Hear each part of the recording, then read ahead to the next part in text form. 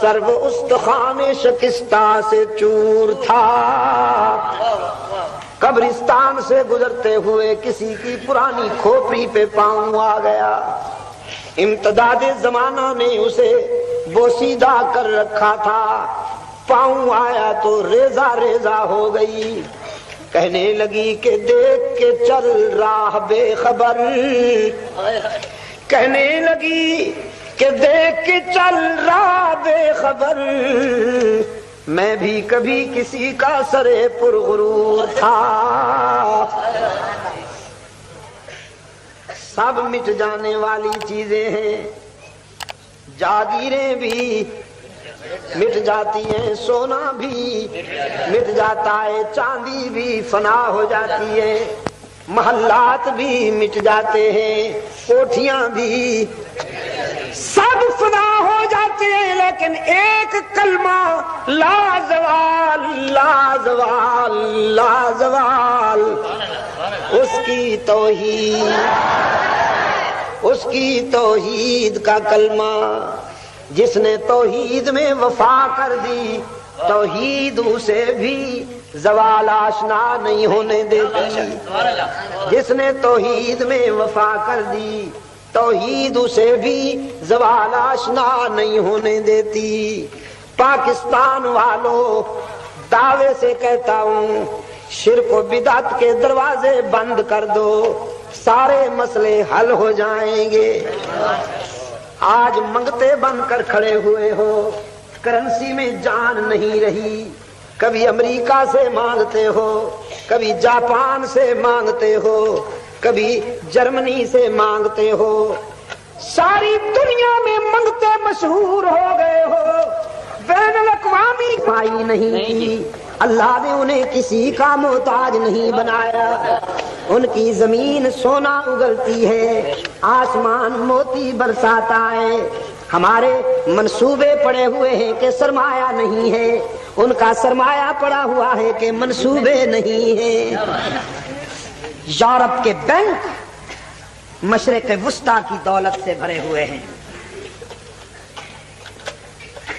دنیا مانتی ہے اگر سعودی عرب یورپ کے بینکوں سے سرمایہ نکال لے تو دیوالیہ ہو جائے, بینک بیٹھ جائیں. کبھی کبھی خیال آتا ہے کہ یہ سرمایہ نکال کیوں نہیں لیتے, لیکن پھر ذہن میں یہ بات آتی ہے شاید اللہ کو یہی منظور ہے کہ سعودی عرب کی دولت یورپ کے بینکوں میں پڑی رہے, تاکہ تسلیس پرست جو سائنس اور ٹیکنالوجی کی ترقی پہ مغرور ہیں, تہذیب و تمدن کے اجارہ دار بنتے ہیں اور سمجھتے ہیں کہ ساری ترقیاں ہم سے وابستہ ہیں, اللہ ان کو بتانا چاہتے ہیں کہ توحید والے سرمایہ نکال لیں تو تسلیس والوں کا بیڑا ہی غرق ہو جائے. تمہاری آبرو بھی اسی سے بچی ہوئی ہے کہ توحید والوں کا سرمایہ تمہارے بینکوں میں پڑا ہے. فطرت اشارے کر رہی ہے کہ تسلیس میں کچھ نہیں, سب کچھ توحید میں ہے. دنیا بھی توحید میں ہے, آخرت بھی توحید میں ہے. عزیز دوست, میں عرض یہ کر رہا تھا آپ کی خدمت میں, شرک سے بچیے, انشاءاللہ اللہ آپ کو رسوا نہیں کرے گا. دعویٰ کرتا ہوں, شرک سے بچیے, توحید میں وفا کیجیے, انشاءاللہ اللہ آپ کو دنیا میں بھی رسوا نہیں ہونے دے گا, عقبہ میں بھی رسوا نہیں ہونے دے گا.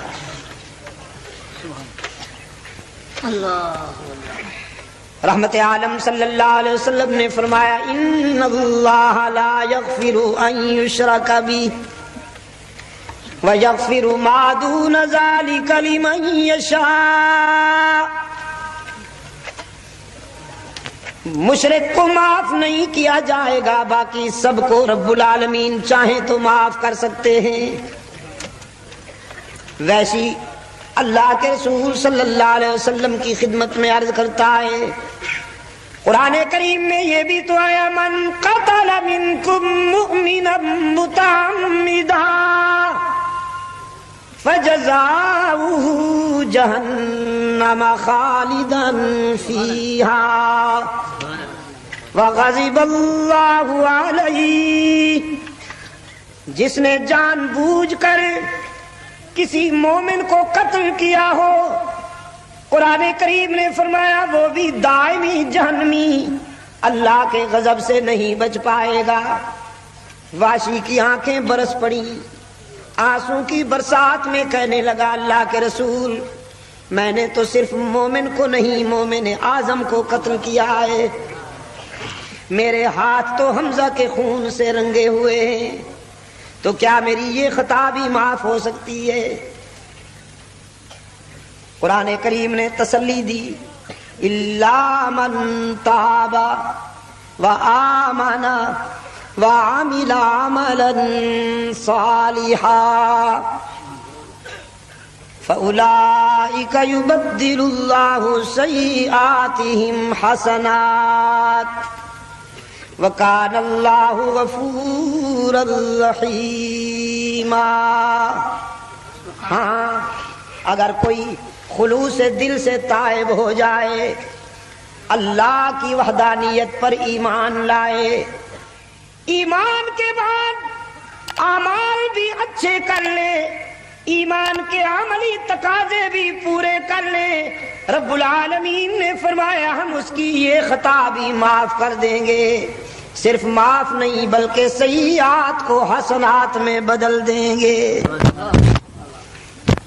واشی رحمت عالم صلی اللہ علیہ وسلم کی خدمت میں عرض کرتا ہے